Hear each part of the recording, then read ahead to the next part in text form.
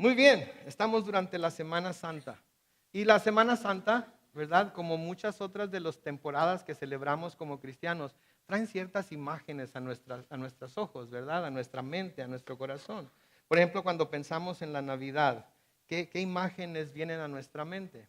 Inmediatamente pensamos en María sobre el burrito con José a un lado caminando hacia Belén, ¿verdad?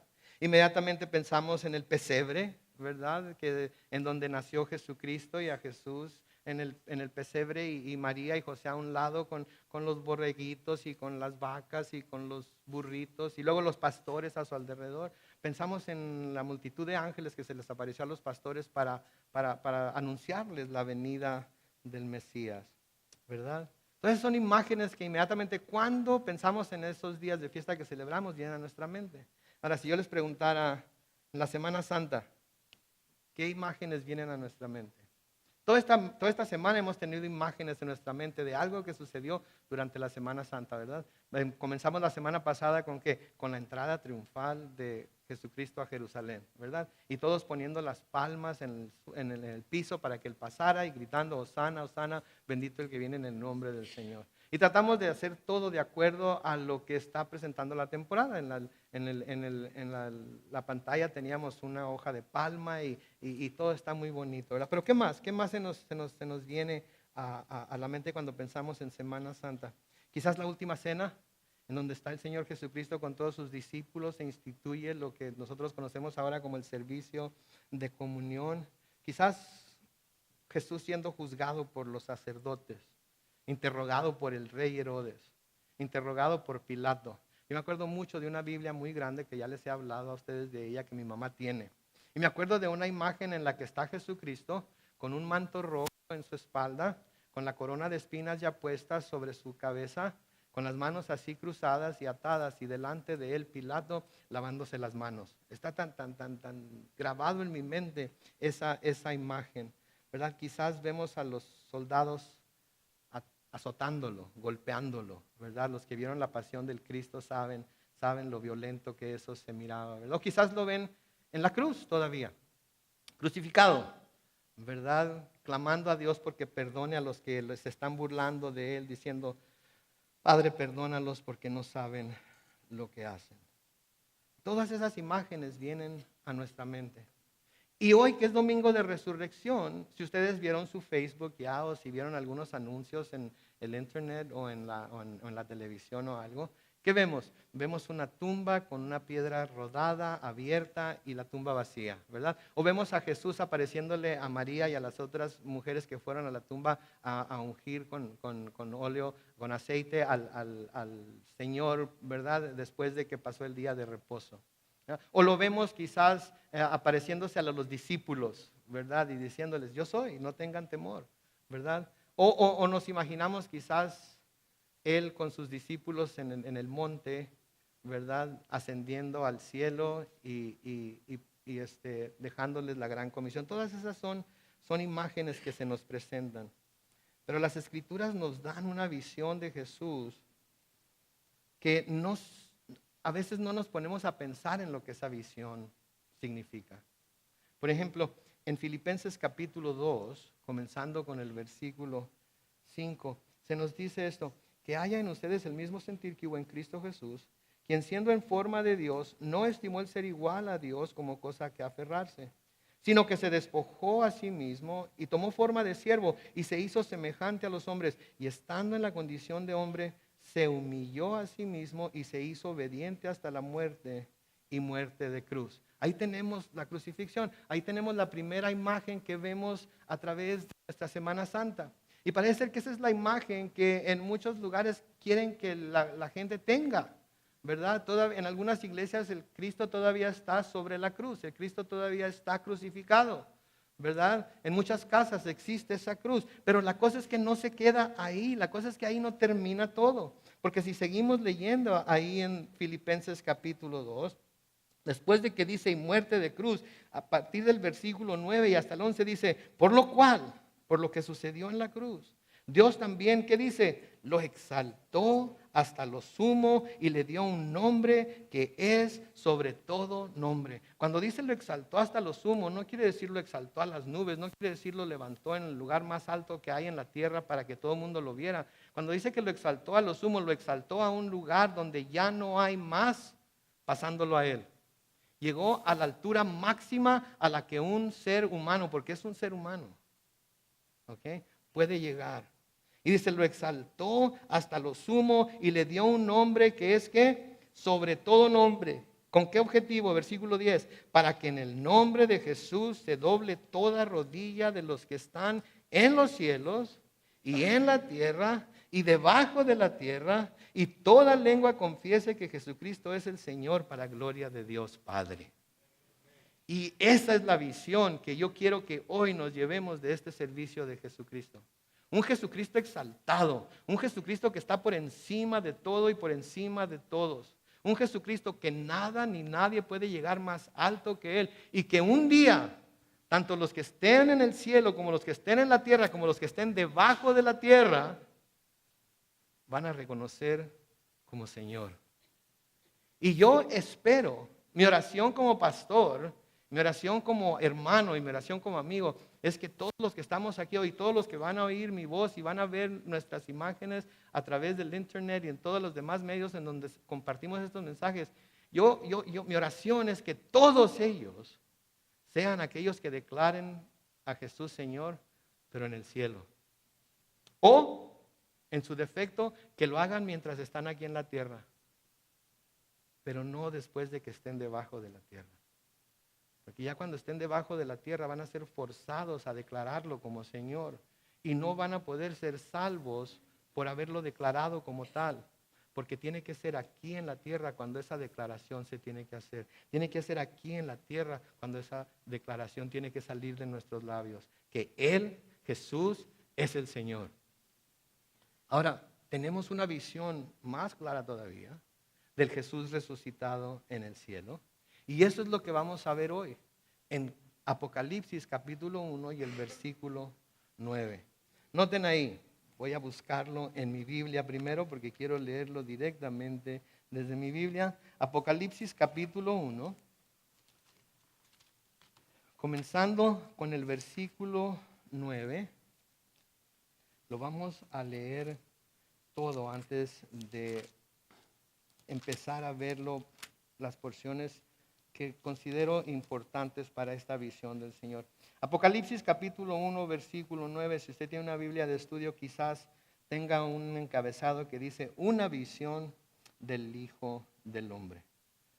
Versículo 9 dice, yo Juan, soy hermano de ustedes y participo con ustedes en la tribulación, en el reino y en la paciencia de Jesucristo. Por causa de la palabra de Dios y del testimonio de Jesucristo estaba yo en la isla de Patmos. En el día del Señor quedé bajo el poder del Espíritu y detrás de mí oí una fuerte voz, parecida al sonido de una trompeta, que decía, escribe en un libro lo que ves y envíalo a estas 7 iglesias, Éfeso, Esmirna, Pérgamo, Teatira, Sardis, Filadelfia y Laodicea. Yo volví la mirada para ver de quién era la voz que hablaba conmigo y al volverme vi 7 candeleros de oro. En medio de los 7 candeleros vi a alguien, noten lo que dice aquí, semejante al Hijo del Hombre, que vestía un ropaje que le llegaba hasta los pies y que llevaba un cinto de oro a la altura del pecho. Su cabeza y sus cabellos eran blancos como la lana, parecían de nieve, sus ojos chispeaban como una llama de fuego, sus pies eran semejantes al bronce pulido y brillaban como en un horno. Su voz resonaba como el estruendo de un poderoso caudal de agua. En su mano derecha llevaba 7 estrellas y de su boca salía una aguda espada de doble filo. Su rostro era radiante como el sol en todo su esplendor. Cuando lo vi caí a sus pies como muerto, pero él puso su mano derecha sobre mí y me dijo, no temas, yo soy el primero y el último y el que vive. Estuve muerto, pero ahora vivo para siempre. Amén. Yo tengo las llaves de la muerte y del infierno. Escribe esto que has visto y lo que ahora sucede y lo que va a suceder después de esto. ¿Saben? Esta es una visión de Jesucristo en su estado presente. Esta es una visión de Jesucristo como está ahorita mismo. No es una visión de Jesucristo en el futuro. No es una visión de Jesucristo que Juan tuvo en el pasado. Este es el Jesucristo al que nosotros estamos adorando aquí hoy. Y es el Jesucristo que muy pocas personas tienen en su mente. Es la visión de un Jesucristo que muy pocas personas piensan en Él, en el estado presente de Él. Y es importantísimo que nosotros pensemos en Él como en este estado en el cual se nos está describiendo aquí en Apocalipsis 1, versículos 9 al 19. Porque al tener esta visión de Jesús, si podemos tener esta visión de Jesús en nuestra mente y nuestros corazones, entonces no va a haber nada ni nadie que nos pueda mover de la fe que nosotros hemos puesto en Él. Porque este es el Jesús en el que hemos creído. Hemos creído en el Jesús que vino como niño aquella Navidad, aquella primera Navidad. Hemos creído en el Jesús que creció y fue un gran maestro. En el Jesús que creció y sanó enfermos, en el Jesús que creció y entregó su vida por muchos.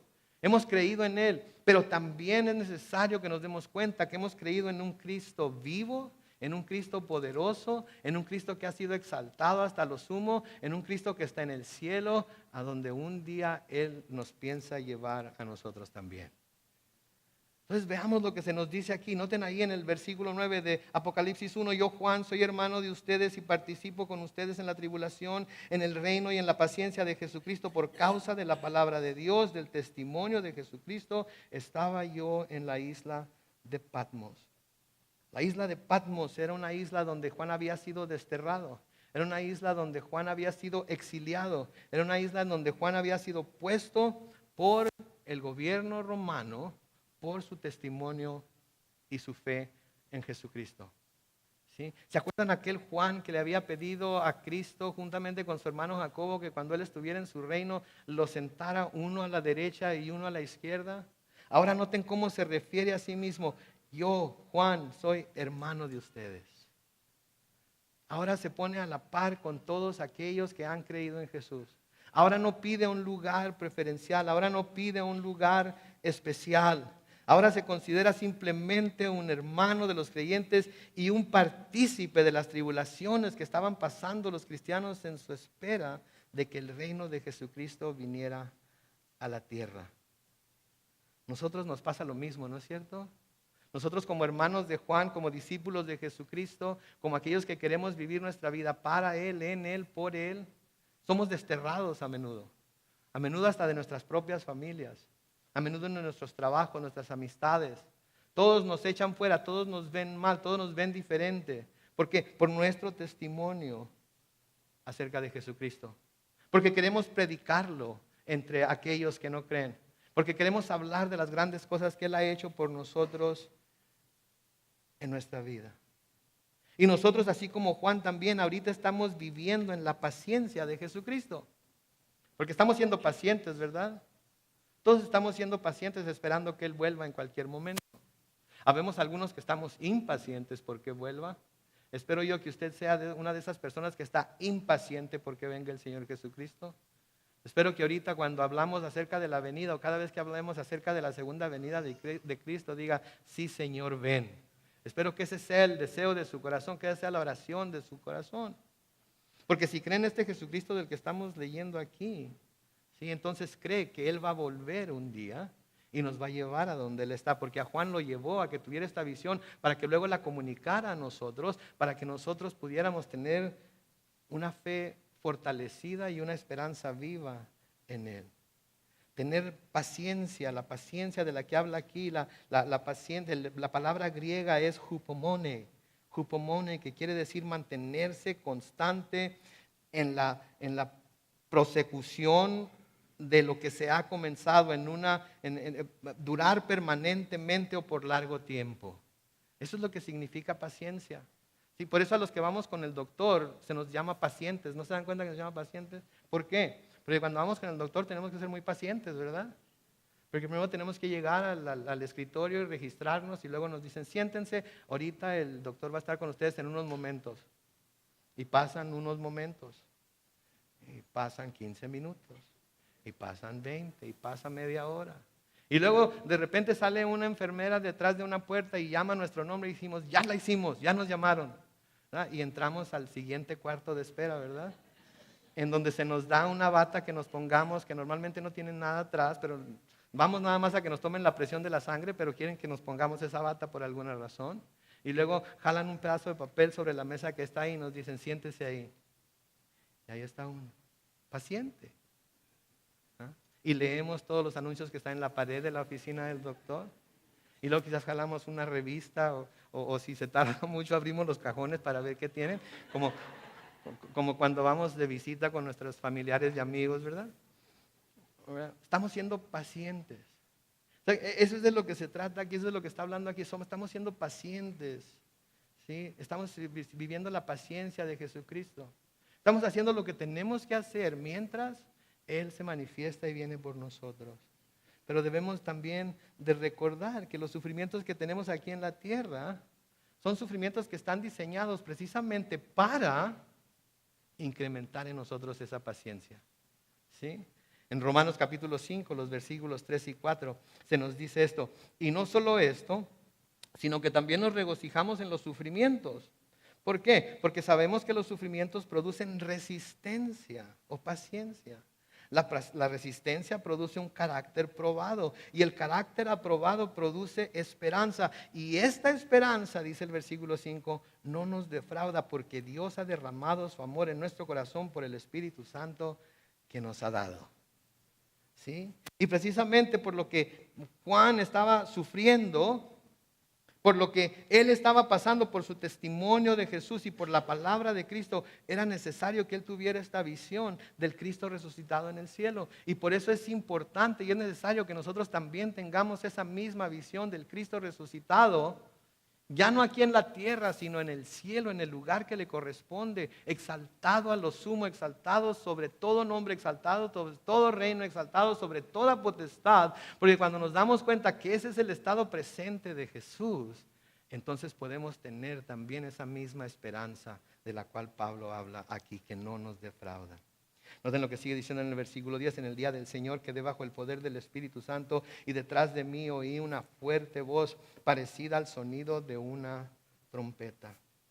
Noten la experiencia que Juan estaba teniendo aquí. ¿Y cuándo la tuvo? La tuvo durante el día del Señor, en donde el Espíritu del Señor se apoderó de él y pudo ver y escuchar todas las cosas que estaba viendo y escuchando. ¿Y qué experiencia es tan igualable para nosotros cuando en el día del Señor, cualquiera que este día sea, porque todos los días son del Señor, ¿no es cierto? Ya sea el domingo, ya sea el martes, ya sea el jueves de oración, no importa qué día sea, porque para el cristiano todos los días deben ser el día del Señor. ¿Qué experiencia tan inigualable cuando el Espíritu de Dios nos llena y nos entregamos por completo a Él y nos lleva a experimentar cosas como las que Juan nos está hablando aquí, ¿verdad? Qué hermoso cuando estamos aquí todos reunidos cantando y experimentamos, tenemos esa experiencia de que de alguna manera nos sentimos elevados, nos sentimos levantados a la presencia de Dios y sentimos que estamos cantando delante de su mismo trono de gracia. Qué experiencia tan hermosa cuando estamos todos en oración, ¿sí? Y todos a un corazón estamos clamando a Él y sentimos que a cada uno de nosotros el Señor toca la herida que está abierta, toca en donde nos duele, habla a nuestro corazón y nos dice que todo va a estar bien. Qué hermosa experiencia. Cuando en el día del Señor, sea cual sea, buscamos, ¿sí?, que el Señor se manifieste ante nosotros. O sea, siempre les he dicho, pero se los digo otra vez, no venimos a la iglesia a reunirnos los unos con los otros y saludarnos y vernos y abrazarnos y todo lo demás, que es bueno y lo debemos hacer. Venimos a tener una experiencia real con Dios. Por eso venimos aquí, por eso cantamos, por eso tenemos nuestros servicios de oración, por eso nos reunimos los lunes en la mañana a las 5 de la mañana los que podemos y los jueves a las 7 los que podemos venir cuando hay jueves de oración, porque queremos tener esa experiencia con Dios. Y qué hermoso cuando se tiene esa experiencia. Pero tenemos que tener esa visión del Cristo resucitado para poder ir a buscarlo, ¿verdad? En el versículo 11 sigue diciendo que decía, Ahora, si usted está leyendo la Reina Valera 60, se le agrega ahí, yo soy el alfa y el omega, el principio, el primero y el último. Y luego le dice, escribe en un libro lo que ves y envíalo a estas 7 iglesias: Éfeso, Esmirna, Pérgamo, Teatira, Sardis, Filadelfia y la Odisea. No vamos a ver a las 7 iglesias, eso es para otro estudio, pero lo que quiero que veamos aquí es el alfa y el omega. Lo primero y lo último. Porque el alfa y el omega es la primera y la última letra del alfabeto griego. La primera y la última letra del alfabeto griego. Y desde muchos años antes, desde que el Señor hablaba a través de los profetas, Él se había declarado a sí mismo como el primero y como el último. En Isaías 44, los versículos 6 y 7 se nos dice, así dice el Señor, el Rey Redentor de Israel, el Rey de los ejércitos: yo soy el ¿qué? El primero. Y yo soy también ¿qué? El último. Y fuera de mí no hay otro Dios. ¿Quién puede proclamar lo que está por venir? ¿Quién puede declararlo y ponerlo en orden ante mí, como lo hago yo desde que establecí al pueblo antiguo? Anuncien lo que viene, lo que está por venir. ¿Por qué les decía eso a los profetas? Porque Él sabía el principio del fin. Él tenía el conocimiento tanto de lo que ya había pasado como lo que todavía iba a pasar. Y así aquí a Juan le dice, declara todo lo que está por venir. Ahora, no quiero que me malentiendan cuando hablo del principio y del fin, cuando hablo del alfa, el omega y el principio del alfabeto y el fin del alfabeto griego. Esto no quiere decir que Jesús tenga principio y tenga fin. Lo que quiere decir es que todas las cosas comienzan y terminan con Él y en Él. Todo. Porque sin Él, se nos dice, nada de lo que fue hecho ha sido hecho. Juan capítulo 1, los versículos 1 al 3 se nos dice, en el principio ya existía la palabra, hablando de Jesús, o verbo en la Reina Valera 60. La palabra estaba con Dios y Dios mismo era la palabra. Se fijan, en el principio ya existía la palabra. En el principio, cuando el principio comenzó, la palabra ya existía. Versículo 2 dice, en el principio la palabra estaba con Dios. Por ella fueron hechas ¿cuántas cosas? Todas las cosas. Y sin ella, ¿cuánto fue hecho? Nada fue hecho de lo que ha sido hecho. Entonces, con Jesús comienza todo, con Jesús termina todo. Él es el principio, Él es el fin, Él es el alfa, Él es el omega. Y sin Él, nada de lo que ha sido hecho fue hecho. Él es el causante de todo ello. Él es el causante de todo ello. Y esto nos debe traer gran consuelo y ánimo en nuestro caminar con el Señor. Porque si todo tiene su principio y todo tiene su fin con y en Él, entonces lo que las Escrituras nos dicen es verdad. Lo que las Escrituras nos dicen nos dan razón para creer en ellas. Escuchen o lean conmigo lo que dice Hebreos capítulo 12, los versículos 1 y 2. Por lo tanto, también nosotros, que tenemos tan grande nube de testigos a nuestro alrededor, liberémonos de todo peso y del pecado que nos asedia y corramos con paciencia la carrera que tenemos por delante. Fijemos la mirada en Jesús, que es ¿qué? El autor y consumador de la fe, quien por el gozo que le esperaba sufrió la cruz y menospreció el oprobio y se sentó a la derecha del trono de Dios. Él es el autor y el consumador. Él es el que comenzó en nosotros la fe y Él es el que va a hacer que esa fe perdure hasta que lleguemos a la presencia de Dios en Cristo Jesús. Porque Él fue el que sufrió en la cruz y luego se sentó a la derecha del trono de Dios para que nosotros podamos estar seguros de nuestro destino. Y esto quiere decir que esto que leemos aquí es digno de confianza, porque nuestra fe comienza y termina con Él. Nadie puede agregar nada. No tenemos por qué ir a buscar seguridad o confirmación en nadie ni en nada más, porque Él lo es todo. No necesitamos andar buscando. No necesitamos andarnos cambiando de religión, no necesitamos andar buscando una nueva filosofía, no necesitamos andar buscando filosofías terrenales ni nada. ¿Por qué? Porque todo comienza y termina con Cristo. Y si estamos en Él, estamos en la verdad. Así que podemos confiar en lo que Pablo nos dice en Filipenses 1:6, en donde él dice esto: estoy persuadido de que el que comenzó en ustedes la buena obra, ¿qué dice? la perfeccionará hasta el día de Jesucristo. A veces nosotros tratamos de perfeccionar la obra por nuestras propias manos, ¿verdad? A veces nosotros tratamos de perfeccionar la obra de alguna manera por nuestras obras o por lo que hacemos, ¿verdad? Pero como dice Pablo a los Gálatas, oh Gálatas insensatos, ¿cómo es posible que hayan comenzado, que lo que comenzaron en el Espíritu ahora lo quieran terminar en la carne? Y a veces eso es lo que sucede con nosotros, que lo que comenzó con el Espíritu, a veces lo queremos terminar en la carne con nuestros propios esfuerzos, tratando de ser buenos. ¿Cuántos están tratando de ser buenos cristianos aquí hoy? Todos en algún momento dado estamos tratando de ser buenos cristianos, ¿verdad? ¿Cuántos lo han logrado, ser buenos cristianos siempre? No se puede. ¿Saben por qué? Porque el que comenzó la obra en nosotros es el que debe terminarla. Ahora, ¿qué quiere decir esto? ¿Que vivimos a como nos dé la gana y todo? No, pero eso quiere decir que confiamos en que Él va a estar obrando en nosotros, trabajando en nosotros hasta que nos convierta a la imagen de Jesús. Por eso es importante que tengamos esta visión del Cristo resucitado, no aquí en la tierra, sino allá en el cielo.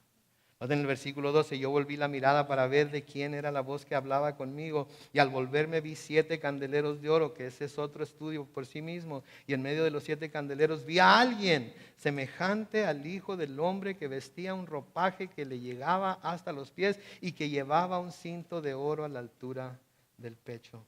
Noten cómo lo llama aquí Juan, el Hijo del Hombre.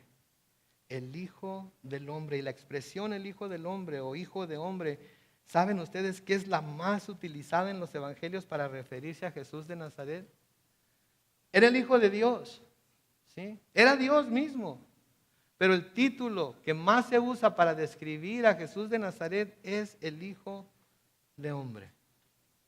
El Hijo de Hombre. ¿Por qué? Porque esto nos habla de que fue humano. Fue un ser humano, fue un ser como ustedes y yo, fue un hombre como ustedes y yo. Era hecho de carne y de hueso. Sangre corrió por sus venas. Tenía que correr sangre por sus venas para que pudiera derramarla y pagar por nosotros. ¿Sí? Y esta es una expresión que tiene una gran importancia. Porque ¿saben qué? De nuevo en los evangelios, esta expresión es usada por Jesús mismo para referirse a sí mismo. Esto no es importante entonces. Porque esto nos deja saber que la visión que Juan tuvo en el cielo es Jesús mismo.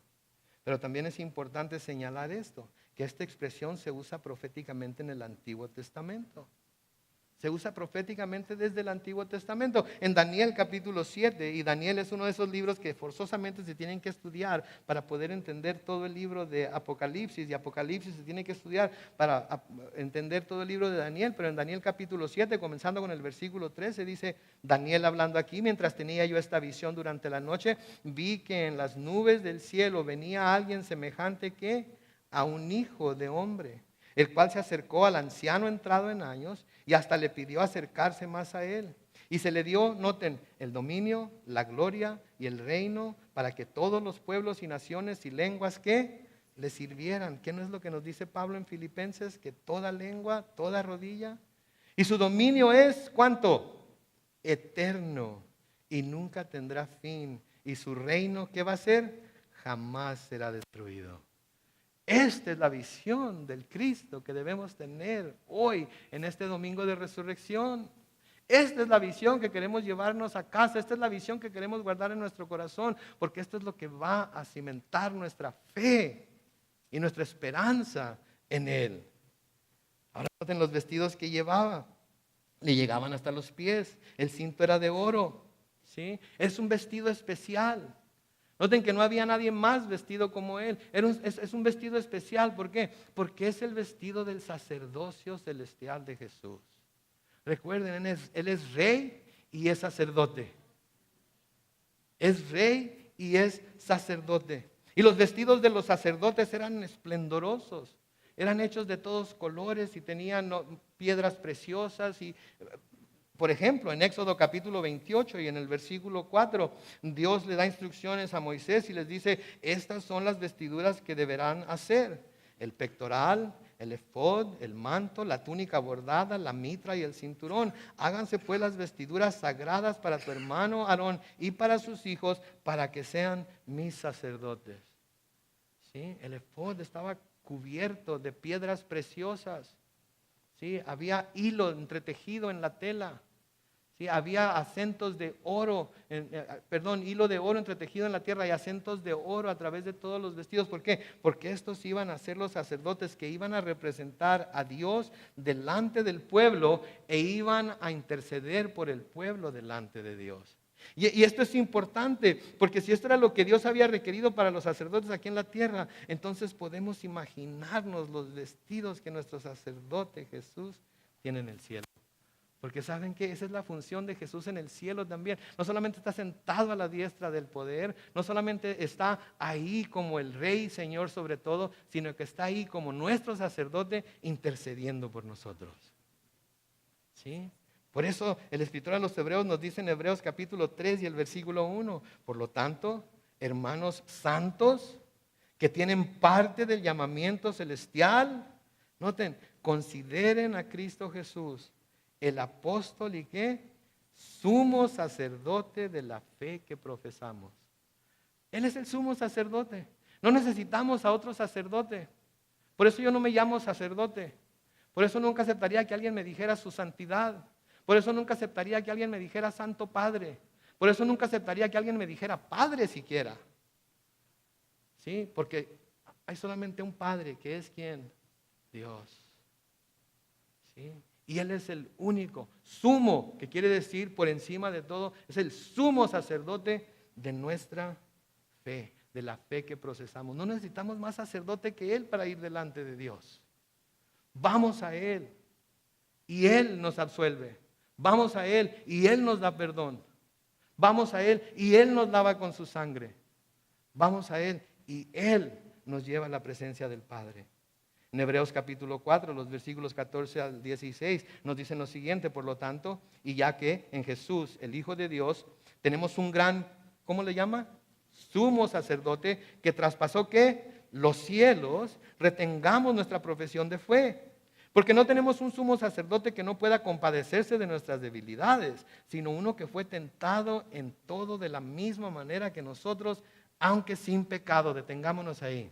Noten que no tenemos un sumo sacerdote que no pueda compadecerse de nuestras debilidades. ¿Por qué? Porque fue tentado en todo de la misma manera que nosotros. Él sabe lo que nosotros sentimos cuando somos tentados por Satanás. Él sabe lo que nosotros sentimos cuando somos tentados por el pecado. Él sabe lo que nosotros sentimos cuando somos tentados por el mundo. Nos entiende. Nos comprende. ¿Por qué? Porque fue hombre y vivió como nosotros, pero sin pecado. Versículo 16 de Hebreos 4 sigue diciendo: por tanto, acerquémonos como confiadamente al trono de la gracia para alcanzar misericordia y hallar gracia para cuando necesitamos ayuda. ¿Por qué? Porque delante del trono está nuestro sacerdote y cuando llegamos a Él y Él nos levanta y nos toma y nos lleva a la presencia de Dios, y no tenemos por qué tener miedo de estar en la presencia de Dios, porque Él nos ha purificado, nos ha hecho santos, nos ha hecho completos, nos ha hecho aceptos delante de Dios. Oh my goodness, mis hermanos, esta es la visión de Cristo que debemos llevarnos de este lugar en este domingo de resurrección. Ya no el Cristo crucificado, ni siquiera el Cristo resucitado que volvió a caminar aquí en la tierra y que ascendió en una nube al cielo, sino el Cristo que está en el cielo ahorita mismo, sentado a la diestra del poder de Dios, intercediendo por cada uno de nosotros. Y cuando tenemos esa visión, entonces podemos acercarnos confiadamente a Él sin ningún temor, porque sabemos que Él ya pagó por nosotros y no vamos a ser juzgados, sino que vamos a ser aceptados y vamos a ser perdonados, porque no vamos en nuestro propio nombre, sino en el nombre de Él. Sigue describiendo ahí en el versículo 14 de Apocalipsis 1, su cabeza y sus cabellos eran blancos como la lana, parecían de nieve, sus ojos chispeaban como una llama de fuego. Noten, blanca, lana y nieve. Habla de la pureza, de la santidad, de la limpieza total de Jesús, de Dios. De nuevo, en Daniel 7:9 nos dice: mientras yo miraba, se colocaron varios tronos y un anciano entrado en años se sentó. Su vestido era blanco como la nieve y su cabello era semejante a la lana limpia. Su trono era una llama de fuego y las ruedas del trono eran un fuego ardiente. La pureza, la santidad, la perfección de Dios. ¿Y saben qué?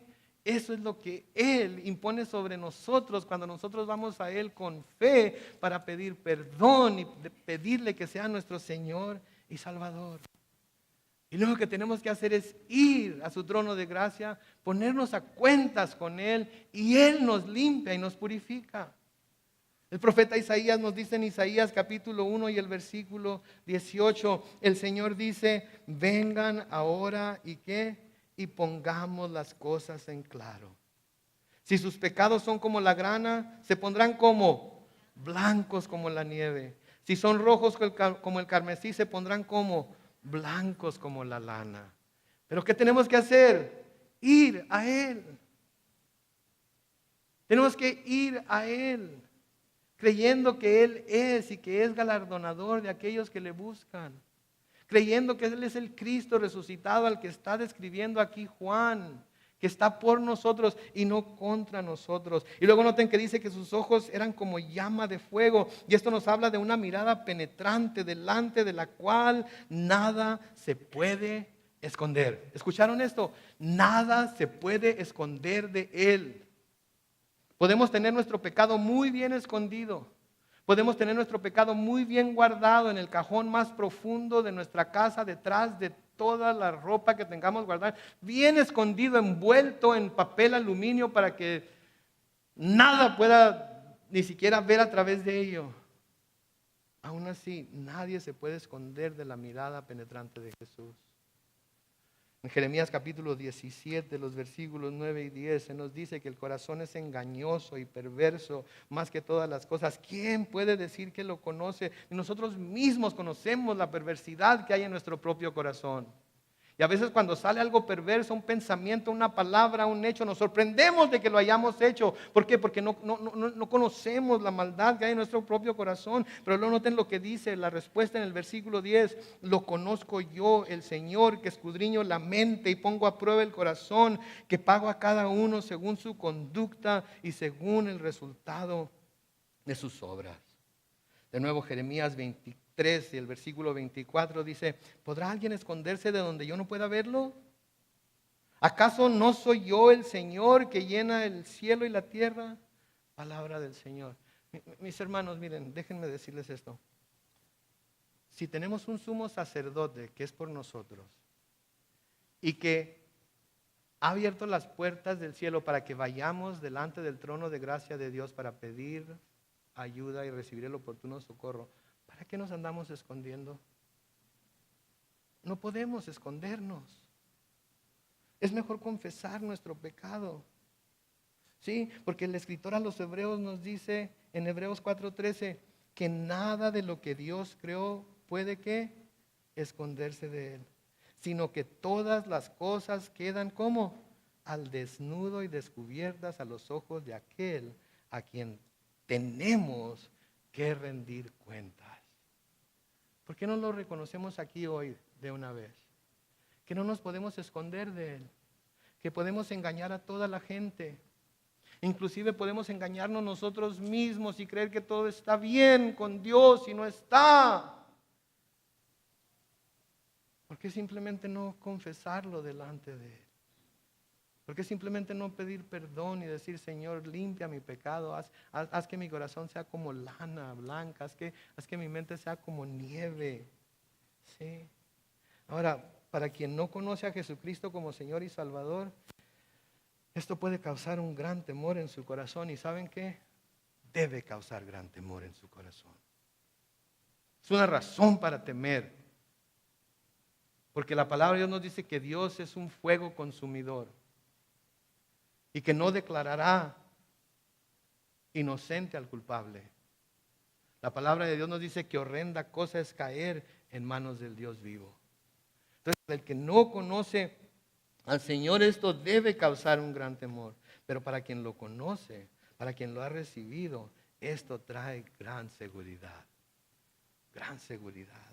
Romanos capítulo 8, versículos 26 al 27 se nos dice: de igual manera el Espíritu nos ayuda en nuestra debilidad, pues no sabemos qué nos conviene pedir, pero el Espíritu mismo intercede por nosotros con gemidos indecibles.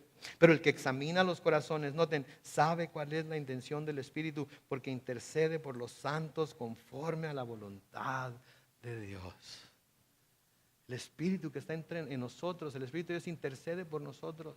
Por eso podemos decir libremente, como dice Pablo: las cosas que no quiero hacer, las hago. Y las cosas que sí quiero hacer, no las hago. Y luego que dice: oh, pobre de mí, ¿quién podrá librarme de este cuerpo de muerte? ¿Saben quién? Jesús. Jesucristo.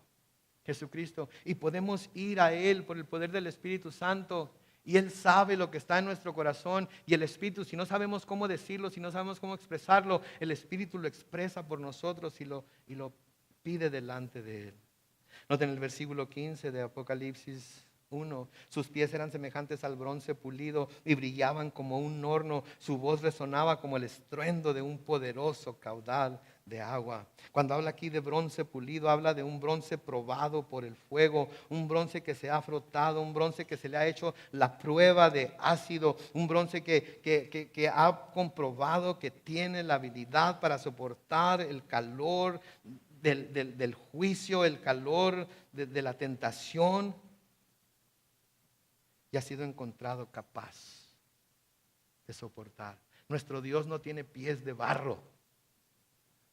Nuestro Dios tiene pies de bronce pulido, bronce probado en el fuego, y nada ni nadie lo va a mover del lugar en donde está. Por eso ponemos nuestra fe en Él, porque nuestro Señor Jesucristo ha sido probado y ha sido encontrado capaz de salvar para toda la eternidad. En Hebreos capítulo 7, los versículos 24 y 25 dice: pero Jesús tiene un sacerdocio inmutable, que quiere decir que no cambia, porque permanece para siempre.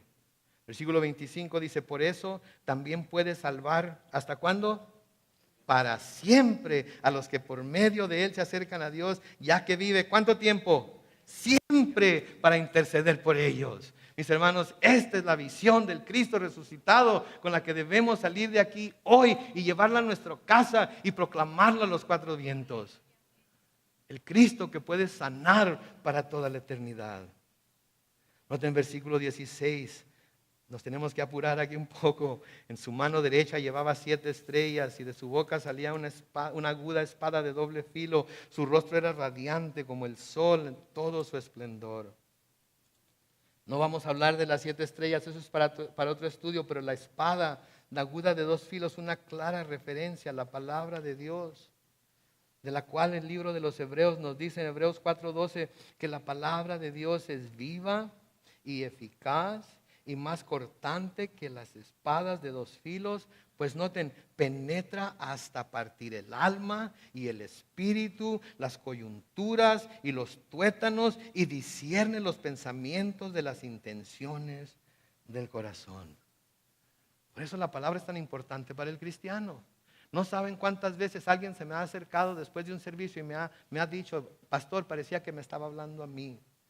Vine y parecía que esa palabra era para mí. Hasta creí que mi esposa le había dicho algo acerca de mí para que me predicara a mí especialmente. Y créanme que no es así. Es la palabra de Dios que tiene el poder por el Espíritu Santo de penetrar a lo más profundo de nosotros, que nos revela nuestros propios pensamientos, que nos examina y nos dice: ¿en realidad estás pensando ahorita eso del pastor? Sí, Señor, es lo que estoy pensando. Que está chaparrito y curiosito.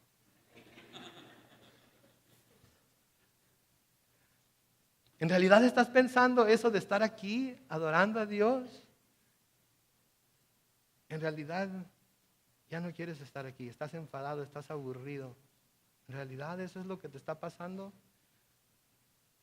Y no tenemos más que decir, si somos inteligentes: sí, Señor, perdóname por tener esos pensamientos.